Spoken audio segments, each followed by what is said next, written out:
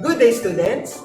Ako po si Sir Lorenzo Neming Nofre at ngayon ay tuturuan ko kayo kung paano mag-drawing ng isang perspective drawing. Kung ano nga ba ang perspective drawing, eye level at perspective drawing, at kung paano mag-drawing ng perspective drawing na 1 point at 2 point perspective drawing. Kaya tara, simulan natin! Ang perspective drawing ay isang pictorial drawing kung saan meron po siyang receding line at ang receding line ay nagtatagpo sa vanishing point. Ang perspective drawing ay tinatawag din pong foreshortened drawing dahil lumiliit ang ating drawing kapag pumupunta na siya sa vanishing point. Meron tayong tatlong klaseng eye level: the bird's eye view, man's eye view o eye level view, at ant's eye view or worm's eye view. Ang bird's eye view, kalimitan ang bird or ibon ay makikita natin sa itaas. At ang nakikita ng isang ibon ay yung top view, front view at side view. Habang sa man's eye view o the eye level view, ang nakikita po natin bilang tao kalimitan ay yung front view at side view. Habang ang langgam naman ay nakikita natin sa lupa na nasa ilalim, at ang nakikita po nila ang langgam o ang bulate, ant o worm ay ang bottom view, the front view at side view. Meron tayong tatlong klaseng perspective drawing. So meron po tayong 1 point, 2 point at 3 point perspective drawing. Sa 1 point o tinatawag din pong parallel perspective drawing, so meron lamang po siyang isang vanishing point. Sa 2 point o tinatawag din pong angular perspective drawing, meron siyang dalawang vanishing point. At sa 3 point, meron po siyang tatlong vanishing point. At sa paggawa ng ating perspective drawing, meron tayong ilalagay na mga words or mga small letters.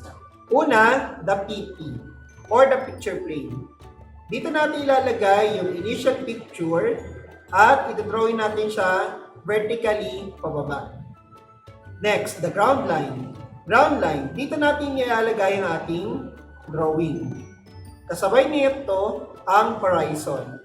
Horizon, kalimitan, ay dito po ang ating eye level or the man's eye view. Next one is the SP or the station point. Dito natin nakikita o dito naka-stasyon o dito tayo pumipwesto para makita yung isang object na dinrawing natin. Next one is the visual rays. Visual rays o tinatawag din pong receding line. Ito po yung line simula sa object papuntang vanishing point. Next one is the vanishing point. Vanishing point, dito nagtatagpo lahat ng visual rays or tinatawag din nating receding lines. Paano nga ba gumawa ng perspective drawing katulad nito? Ihanda ang mga sumusunod. Pencil Mongol number 1, pencil Mongol number 2, ruler, at malinis na borderline. Gamit na ating ruler at pencil Mongol number 1, maglagay muna tayo ng horizontal line sa sukat na 2.5, 9, 16, 17.5, at 18.5.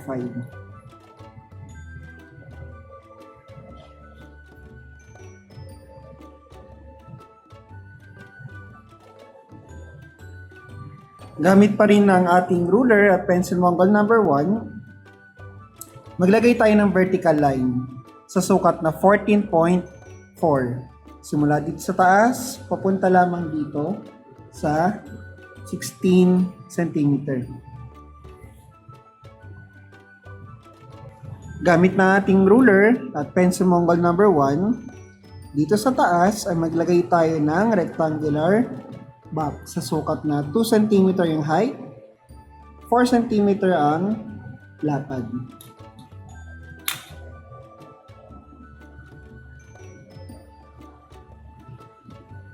Pangalanan natin itong part na ito na PP o picture plane.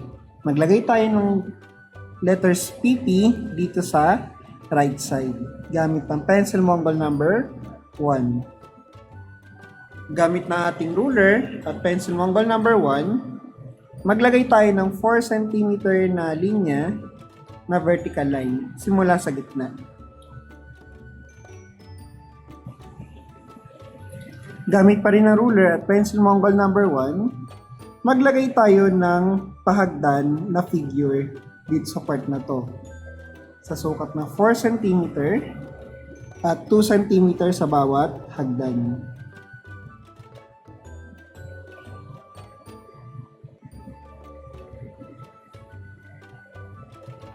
So, meron na tayong box na kung saan meron tayong figure ng pahagdan. So, gamit ng ating pencil Mongol number 2 at ruler, linawin natin yung detalye ng ating hagdan.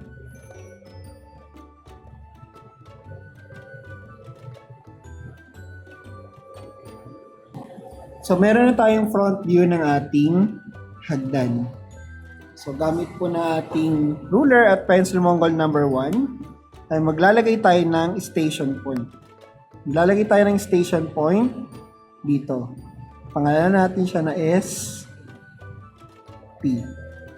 At, dahil dito ating station point, simula dito ay maglalagay tayo ng manipis na linya papunta po dito sa station point. Gamit na ating ruler at pencil Mongol number 1. Gamit din ng pencil Mongol number 1 at ruler, maglagay tayo ng vanishing point para dito sa 1 point perspective. Maglagay tayo ng vanishing point dito sa sukat na 4 cm.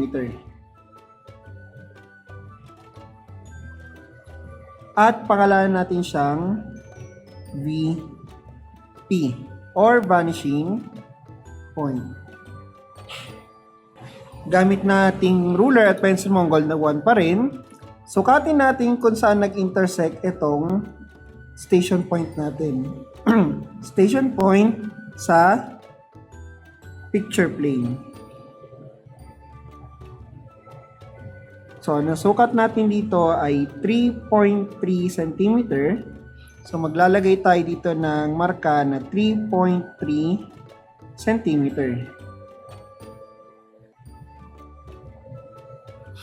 At maglalagay tayo ng vertical line. Simula dito, pababa, hanggang dito sa 16. Gamit pa rin ang ruler at pencil Mongol number 1, maglagay tayo ng tuldok dito, dito, dito, dito, at dito. Yung mga tuldok na yan ay mapupunta dito sa vanishing point, kung saan maglalagay tayo ng visual ray or receding line. Simula dito sa mga tuldok na to, pupunta ng vanishing point. Sa paglalagay ng visual ray o receding line, ilagay natin ang isang part na ating ruler sa vanishing point at ilagay natin doon sa tuldok yung isang o yung kabilang part na ating ruler. At gamit na ating pencil Mongol number 1, maglagay tayo ng manipis na linya papuntang vanishing point. At nakagawa tayo ng isang visual ray o receding line. Ulitin natin yung procedure na ito para sa lahat ng tuldok dito sa ating hagdan. Tip: galawin lang po yung left side ng ating ruler sa paggawa ng ating visual rays o receding lines. At habang ang right side ay nakatutok pa rin sa vanishing point. For example, galawin lang po ang ating ruler papunta doon sa susunod na ating paglalagyan ng ating visual ray habang yung vanishing point ay hindi nagalaw sa right part. At doon tayo mag-linya. Gamit na ating ruler at pencil Mongol number 1, dito sa linyang ito ay maglagay tayo ng marka na 3.3. Simula dito, papuntang vanishing point, maglagay tayo ng marka na 3.3. Ganon din dito sa dalawang linya sa taas. So gamit pa rin na ating ruler at pencil Mongol number 1, maglagay tayo ng linya simula dito, papunta dito, isang horizontal line, connect natin ito, vertical line simula dito, papunta doon, at line simula dito, papunta doon. So nagkakaroon na tayo ng linaw sa ating figure sa side view, lalong-lalo na rin sa top view. So gamit na ating pencil Mongol number 2 at ruler, lilinawin natin ang ating figure.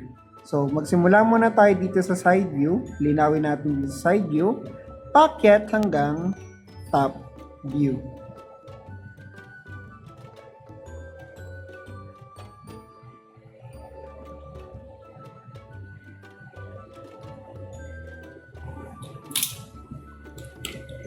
So, meron na tayong 1-point perspective. So, dahil dito tayo nag-drawing, maglagay tayo dito ng GL or ground line. Maglagay din tayo ng H dito sa magkabilang dulo. At ito ang ating horizon. Sunod, gamit na ating ruler at pencil Mongol number 1, pangalanan natin dito sa left side na 1 point. Sa sukat na 1 cm na height, maglagay muna tayo ng guideline at lagyan natin ng salitang 1 point.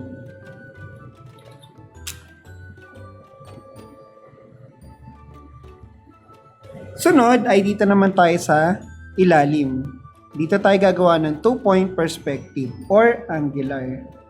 So gamit na ating ruler at pencil Mongol number 1. So maglagay muna tayo ng isang vanishing point dito sa left side at vanishing point dito sa right side.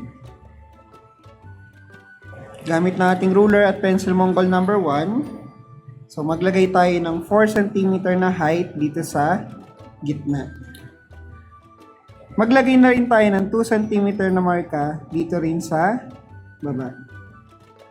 Gamit pa rin na ating ruler at pencil Mongol number 1, i-project natin ito, at ito sa magkabilang vanishing point.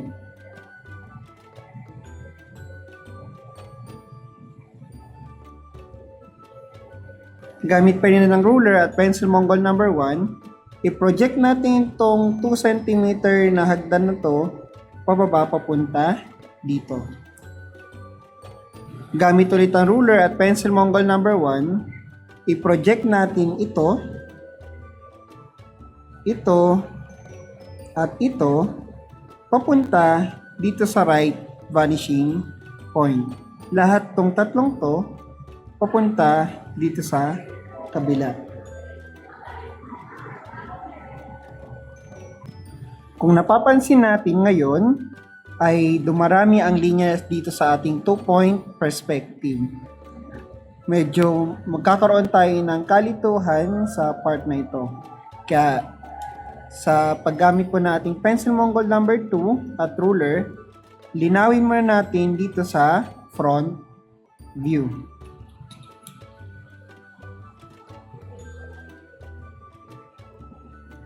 So nagkaroon na ng linaw ang ating front view. Gamit ng ating ruler at pencil Mongol number 1, maglagay tayo ng 4 cm na marka dito, dito, dito, dito, at dito.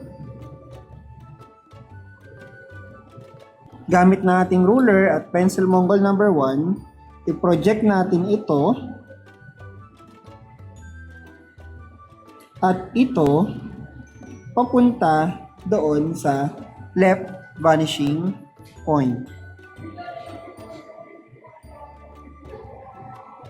Ngayon, ay gumawa tayo ng vertical line simula dito papunta dito. Vertical line din simula dito papunta dito. Gamit ng ruler at pencil Mongol number 1.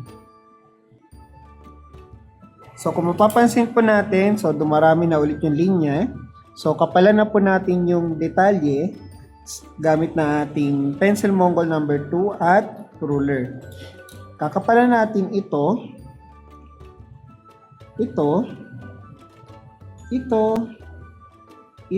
at ito. Pupunta dito, pupunta rito, dito, at ito.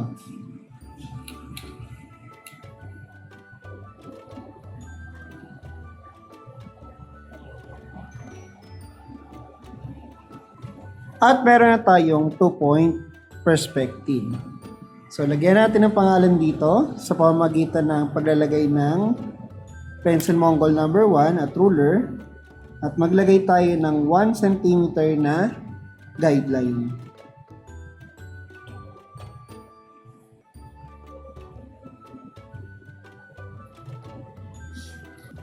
Gamit ng pencil Mongol number 2, maglagay tayo ng title dito na perspective drawing.